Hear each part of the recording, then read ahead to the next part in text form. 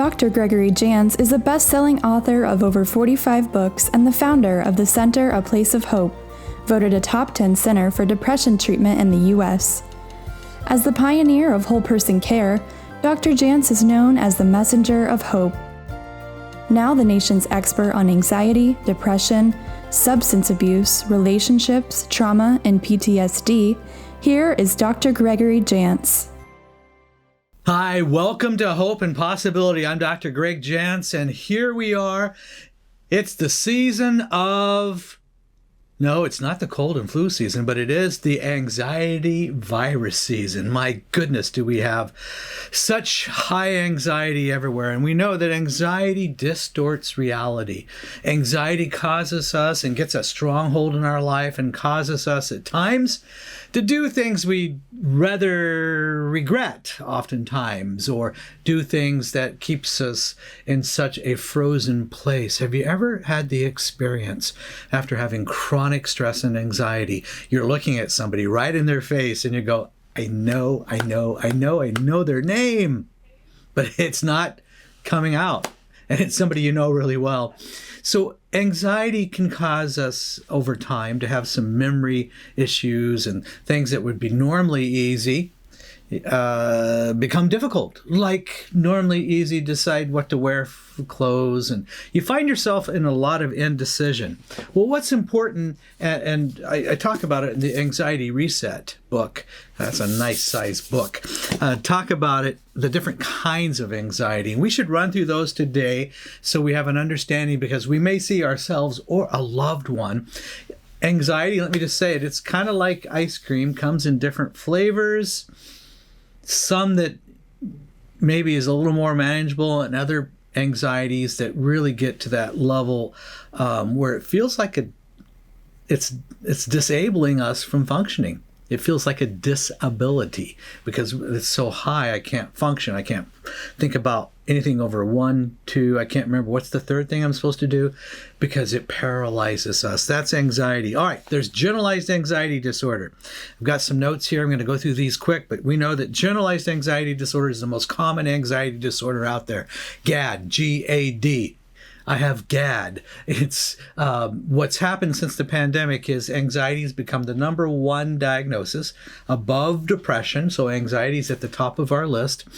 And the most common diagnosis is generalized anxiety disorder. It's that persistent anxiety that you can't seem to shake off. It's always there. You maybe you wake up with it in the morning. You got that pit in the stomach, but you kind of force your way through the day. That's that generalized anxiety. You may notice at times, not all the time, but at times, man, I got a little bit of a rapid heartbeat. My heart's kind of pounding. We've also got the sense of maybe my head is hurting. I feel like I've got headaches. It's thrown you off. That's anxiety in its finest generalized anxiety form. Some will notice there's a kind of a difficulty at times swallowing. You know, man, something's off in my swallowing. It feels just those normal things. Again, normal things I would normally be able to do easily are not so easy, or I notice something doesn't feel quite right. There's that constant, this is generalized anxiety disorder, GAD, the restlessness, that feeling that edginess and restlessness. Now, you can go throughout your day, and maybe you'll have a meal and you'll feel a little bit better. You go, I feel a little better. And then it kind of creeps back. So remember, anxiety at times will cause us with our relationship with food is we'll eat a lot in a short period of time, kind of binging, or we don't feel hungry at all. And we feel really restricted in our nutritional intake. And we may drink, the 12 cups of coffee instead of your water, right? And you find that, man, I'm drinking things I wouldn't normally drink this much of. And that's easy to fall into that if it's alcohol as well. All right, let's mention the final symptom of GAD, that lightheadedness that can be there, and sometimes a shortness of breath. So this is a person who's going about this. This is what their day feels like. It's kind of like that when you have a mild cold and it's like, it's irritating and it's always there. Can't seem to get rid of it. And as time goes along, a cold goes away. But with the generalized anxiety disorder, it tends not to go away. There can be some good things that happen. You go, oh, I feel really relieved. Something good happened in my life, in my world, in the news, something. You feel some relief, but then you're like, you wake up the next day and it's still there and it's there again. So generalized anxiety disorder, one that is so important. Now, let's look at number 2, post-traumatic stress disorder, PTSD. Sometimes we think of this in terms of just with vets, people who have had some trauma. Maybe there's been war trauma. There may be issues where just traumatic things that are over the top that you should never, ever even see. And it's been traumatic, and maybe it's happened repeatedly. So we think of veterans and post-traumatic stress disorder, but we also want to include others who have been a victim of abuse. I'm going to include emotional abuse. Maybe you grew up in a home environment with screaming and yelling and name calling, and emotional abuse, or there was physical abuse. There was hitting, kicking. Maybe it wasn't from a parent. Maybe it was from a sibling, but you grew up in an environment where that existed, and it wasn't just a one-time event. We're talking about continuous events of abuse over time. Then there's sexual abuse. And sexual abuse takes different forms on the continuum, from verbal comments to inappropriate touch to rape.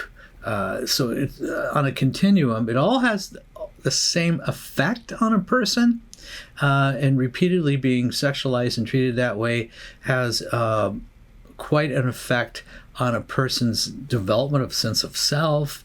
And particularly, we know younger ages when sexual abuse occurs, just how that can affect our sense of personality development, a sense of who we are. And it is said that 1 out of 3 females will be a victim of sexual abuse by an 18th birthday. Used to be 1 out of 7. Who knows, though, what the real numbers are? The numbers are high. All right, so here's some of the symptoms of post-traumatic stress disorder.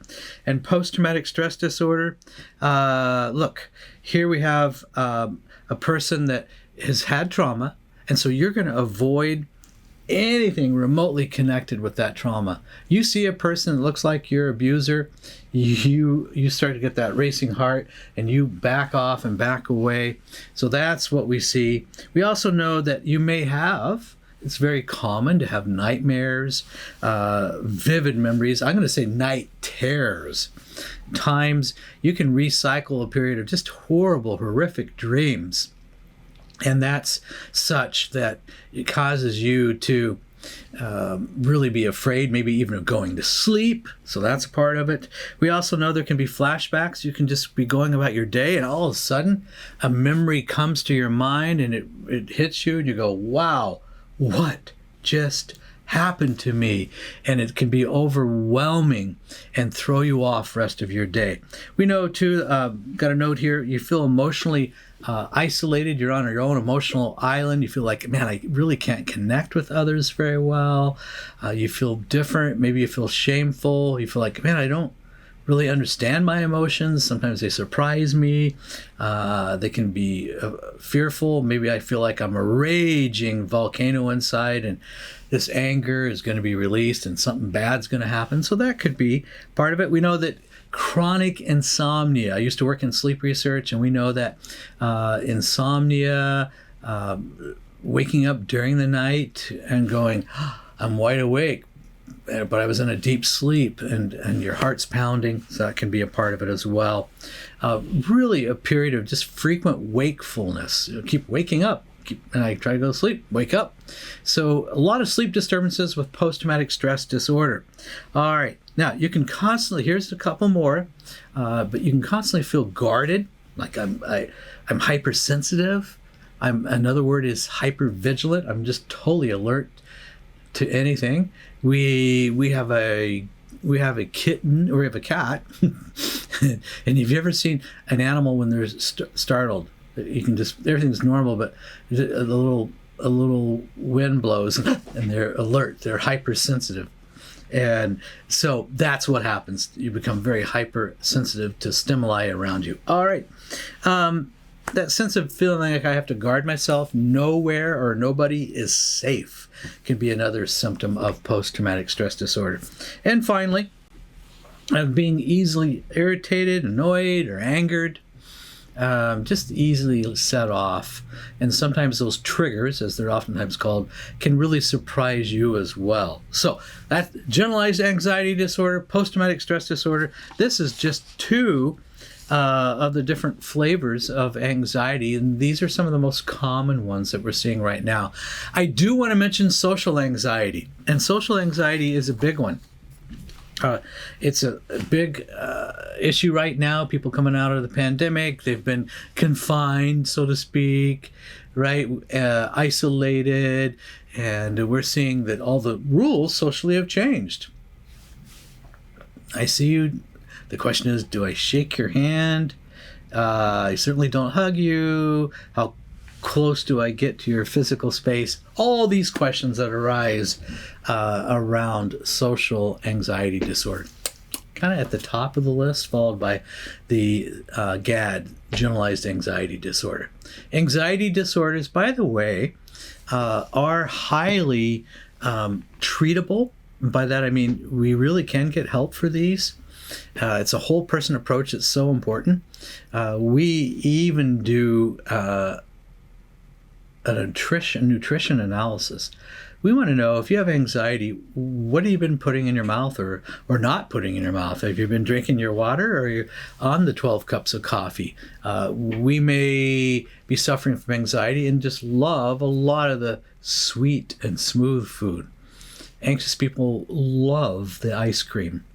Remember a guy that was telling me that his way of coping, he made it through the day, anxious, gets home, had a kind of a ritual routine, and what he would do is sit down with his half a gallon of vanilla ice cream every night. You know, the half-gallon ice creams? And he would every night have his half a gallon of ice cream.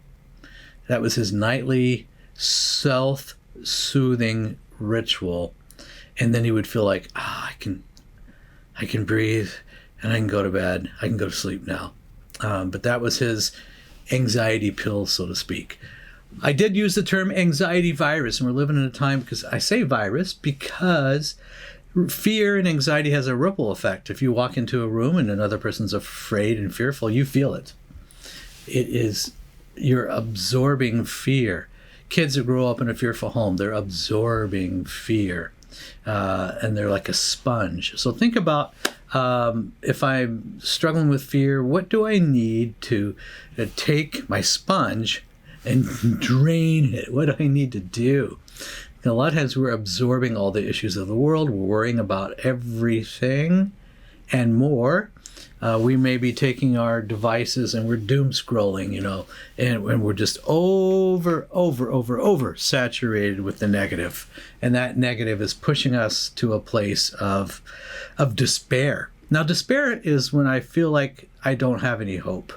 Despair is when I become very irrational in my thinking. And I start to think, it would be better off if I wasn't even around. That's what fear is. And it's a stronghold that can take you down a path of despair where I feel like I don't have any hope. All right. Now, we're going to next time talk about panic disorder. We'll talk about obsessive compulsive, and then we'll talk about specific phobias. What's the action steps that we can do right now if we've got a lot of generalized anxiety? It's going to sound super simple, but I want you to get outside. And I want you to go for a 20-minute walk. And it'd really be great if you could do that twice a day. Get outside. I want you to take the deep breaths. I pulled open my drawer. I have here a 3x5 card. I want you to take and I want you to write on that 3x5 card. It could be a favorite verse. It could be an affirmation. It could be a truth about you. But it's a different point of focus than the negative. And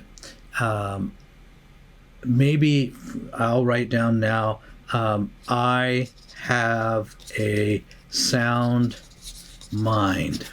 Okay, that's a good reminder. I have a sound mind. And it's something super simple. Put it in my pocket. I'm going out for my 20-minute walk. At least twice on my walk, I pull this out, and I look at it, and I read it while I'm walking. And I go, it might be a little funny for the people around, but you're saying out loud to yourself, I have a sound mind. I have a sound mind. I can make good decisions. I am capable. I am able. I have a solid sound mind. You see where it's going to lead you to other truths. And that's what I want you to take a look at, leading to other truths. Now, 30-day plan, always give everything a 30-day. I'm going to do this. Have a place. I have a little list.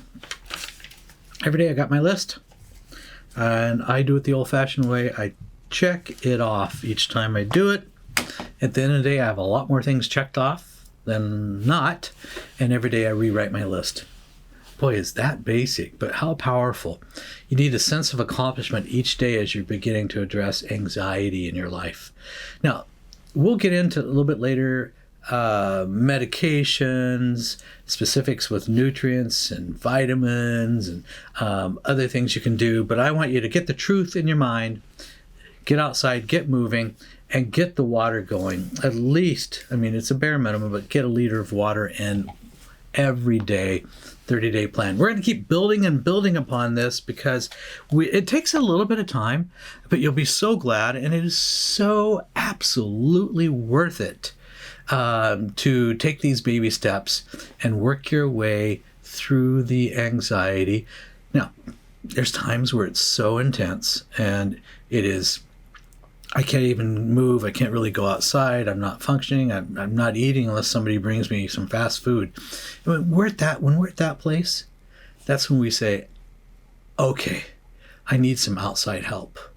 And that's the place where we need to go, okay, this is right now bigger than me, and I need bigger help than what I'm able to do. And that's where you reach out and ask for that help.